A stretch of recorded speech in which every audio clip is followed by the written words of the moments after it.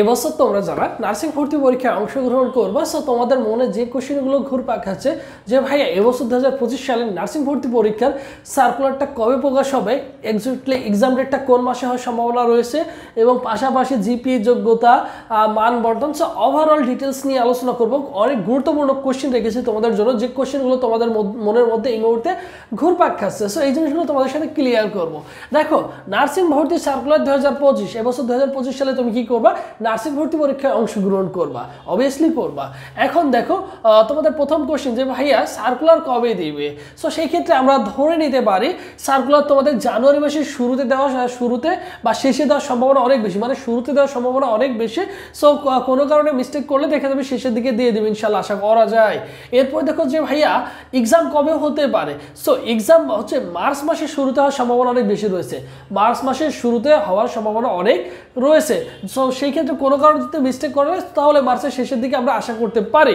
এরপর দেখো যে ভাইয়া জিপিএর যোগ্যতা কত লাগে, সো জিপিএর যোগ্যতা প্রয়োজন হবে, আমরা যারা সায়েন্সের শিক্ষার্থী তাদের জন্য প্রয়োজন হবে 7.00, মানবিকের যারা রয়েছে দুইটা সাবজেক্ট এসএসসি মিলে দুইটা মিলে 6.00 থাকলেই পাবো, পরীক্ষা দিতে পারবো। এবং বাণিজ্য শাখার শিক্ষার্থী যারা আছে 6.00 থাকলে অবশ্যই আমরা নার্সিং ভর্তি পরীক্ষায় অংশগ্রহণ করতে পারবো, মানে অ্যাপ্লাই করতে পারবো। এবং পাশের সাল কত লাগে ভাইয়া, পাশের সাল নার্সিং ভর্তি পরীক্ষায় 3 বার পরীক্ষা দেওয়ার সুযোগ থাকে।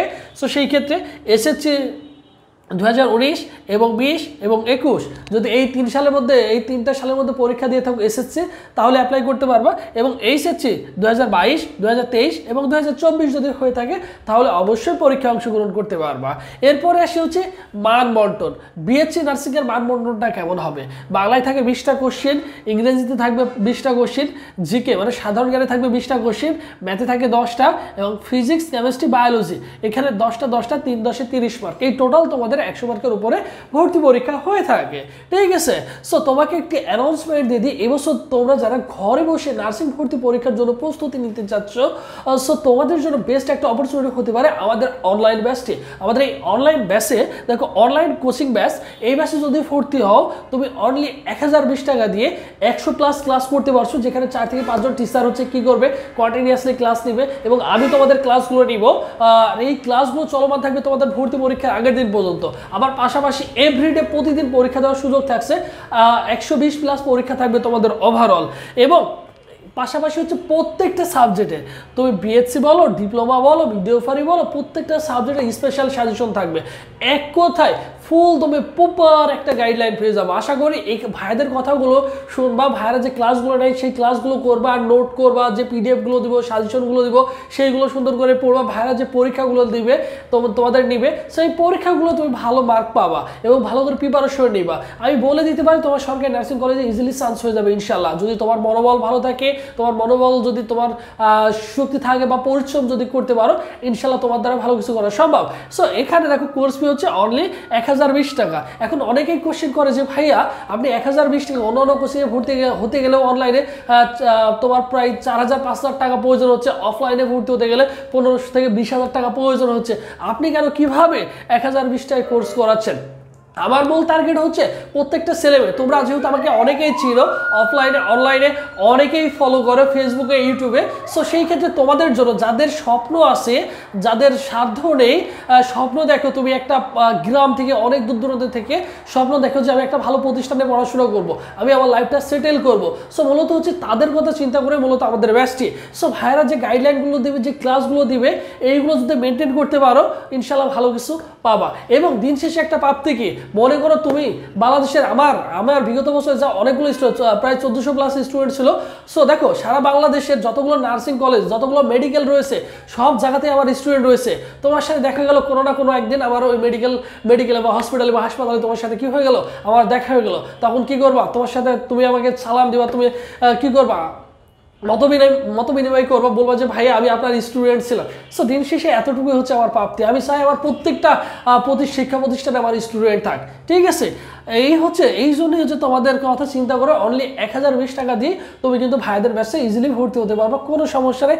আশা করি এই 1020 টাকার ফুল কোর্সে কিন্তু তুমি ফুল গাইডলাইনটা পেয়ে যাবা, ঠিক আছে। দেখো চিন্তা করে দেখো, একটা অনলাইন মডেল টেস্ট ব্যাচে ভর্তি হতে গেলেও তোমাকে মিনিমাম 500 থেকে 1000 টাকা গুনতে হচ্ছে। সো সেই ক্ষেত্রে 1020 টাকায় তুমি চিন্তা করে দেখো অনেক কিছু পাচ্ছ, যা তোমার জন্য অত্যন্ত গুরুত্বপূর্ণ। আলহামদুলিল্লাহ আমাদের ব্যাচে প্রতিনিয়ত অনেক স্টুডেন্ট ভর্তি হচ্ছে, অনেক স্টুডেন্ট। সো তুমিও যদি ভর্তি হতে চাও দ্রুত ভাইদের সাথে যোগাযোগ করবা, ঠিক আছে।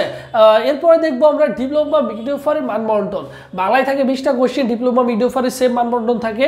ইংলিশে থাকে 20টা কোশ্চেন, জিকে মানে সাধারণ জ্ঞানে থাকবে, জেনারেল নলেজ থাকবে 25, সাধারণ বিজ্ঞানে থাকবে 25, এবং দেখো ম্যাথে হচ্ছে 10। সো আমি তোমাদের কিন্তু ম্যাথ ক্লাস নিয়ে থাকবো। আমি তোমাদের যে ম্যাথে 10 মার্ক করে আসে না তোমাদের, আমি বলে দিতে পারি ইনশাল্লাহ ম্যাথে 10-এর মধ্যে 10 না পেলে তুমি 8-9 ইজিলি পাবো। আমি যেভাবে ক্লাসগুলো নিবো আর যেভাবে তোমাকে শর্টকাট শিখাই দিব ইনশাল্লাহ সারা জীবন মনে রাখবে এবং সব ক্ষেত্রে তোমার প্রয়োজন হবে, ঠিক আছে।